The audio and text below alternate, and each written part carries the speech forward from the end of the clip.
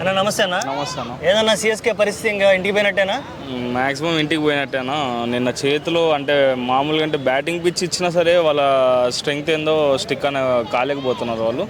అంటే ఎట్లుందంటే ఇప్పుడు T20 ఫార్మాట్ అనేది మారిపోయింది. అంటే ఫస్ట్ బాల్ నుంచి హిట్టింగ్ చేయడం వల్ల వాళ్ళు ఆక్షన్లో వాళ్ళు ప్లేయర్స్ని తీసుకోవడం కూడా ఎట్లా అంటే స్టాండర్డ్ ప్లేయర్స్ని, అంటే మ్యాచ్ మొత్తం వాళ్ళు త్రూఅవుట్ ఇన్నింగ్స్ని క్యారీ చేసే ప్లేయర్స్ని తీసుకున్నారు. వన్డే ప్లేయర్స్ని, టెస్ట్ ప్లేయర్స్ అట్లాంటి వాళ్ళని తీసుకున్నారు.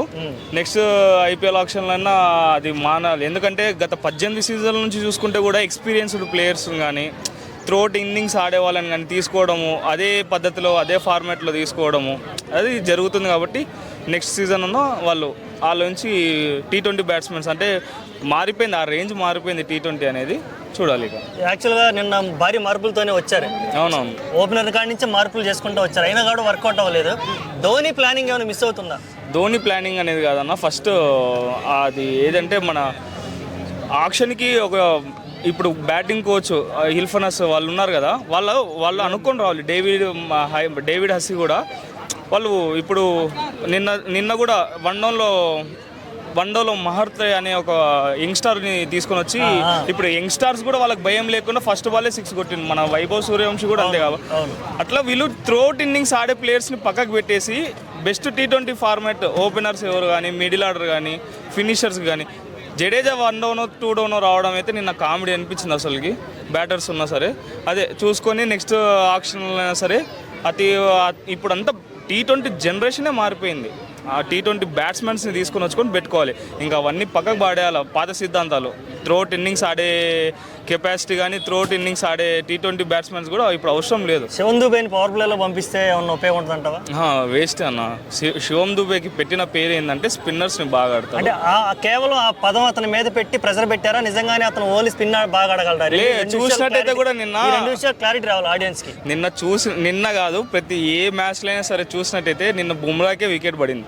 శివం దుబే ఫాస్ట్ బౌలర్స్ని ఆడతాడు కానీ అంత 6 హిట్టింగ్ రేంజ్ లేదు ఫాస్ట్ బౌలర్స్ మీద. స్ట్రైక్ రేట్ కూడా ఉంటే మహా అంటే 120 130 ఉంటుంది. అదే స్పిన్నర్స్కి అయితే స్ట్రైక్ రేట్ 200+ ఉంది కాబట్టి స్పిన్నర్స్కి అద్భుతంగా ఆడతాడు. ఇన్నింగ్స్ మొత్తం స్పిన్నర్స్ మన 16 ఓవర్స్ వరకు స్పిన్నర్స్ వేయగలుగుతారు కాబట్టి ఆ రేంజ్ వరకు బాగా ఆడగలుగుతాడు. రుతురాజ్ గైక్వాడ్ లేని లోటు సిఎస్కేకి ఏ రకంగా తగిలిందండి? భారీ ఎఫెక్ట్ అన్నది. ఎందుకంటే ఇప్పుడు ఇన్ఫామ్ నన్ను అడిగితే రుతురాజ్ గైక్వాడ్ ఒకటే 200 స్ట్రైక్ రేట్ మెయింటైన్ చేసి ఆడింది కూడా మనకు రుతురాజ్ గైక్వాడ్ ఒకటే. ఇప్పుడు తనకి ఎల్బో ఇంజురీ కావడం వల్ల పక్కకు వచ్చింది కాబట్టి భారీ, అసలు నన్ను అడిగితే నెక్స్ట్ వచ్చే మ్యాచెస్కి పరువు కోసం అన్న ఆడి మ్యాచ్లు గెలుచుకుంటే చాలు వాళ్ళు. ఏమన్నా సిఎస్కే తరపు నుంచి ధోని ఓపెనర్గా వస్తే ఎలా ఉంటుందని ఎక్స్పెక్ట్ చేయొచ్చు? ధోని ఫినిషర్గానే చూసినాము, ఓపెనర్గా వస్తే కొత్త రోల్లో చూడాలని ప్రతి అభిమానికి ఉంటుంది. చూడాలన్న ఒకవేళ వస్తే ఏ రేంజ్లో మ్యాచ్ పోతుంది అనే ఎక్స్పెరిమెంట్ చేయొచ్చు కదా కనీసం. అంత సీనియర్ ప్లేయర్ కనీసం ఓపెనింగ్లో వచ్చి ఒక ఎండ్లో స్టాండ్ అయి ఉంటే ఆ భయం అనేది ఉంటుంది. నెక్స్ట్ వచ్చే వాళ్ళు ఫ్రీగా ఆడొచ్చు అవతల ఎండ్ వాళ్ళు. ఓపెనర్ కాకపోయినా 1 డౌన్ అన్న 2 డౌన్ అన్న వస్తే కొంచెం ఇన్నింగ్స్ని స్టెబిలైజ్ చేసుకుంటా మన యంగ్స్టర్స్ని మ్యాచ్ మొత్తము బిల్డప్ చేసి బాగా వాళ్ళ చుట్టూ రొటేట్ చేసినా సరే మ్యాచెస్ గెలుస్తామనే హోప్ అయితే ఉంది. కానీ ఆయన నెంబర్ 8లోనో నెంబర్ 7లోనో వస్తాడు. అది ధోని మేనేజ్మెంట్ని పైన ఆధారపడి ఉంటుంది.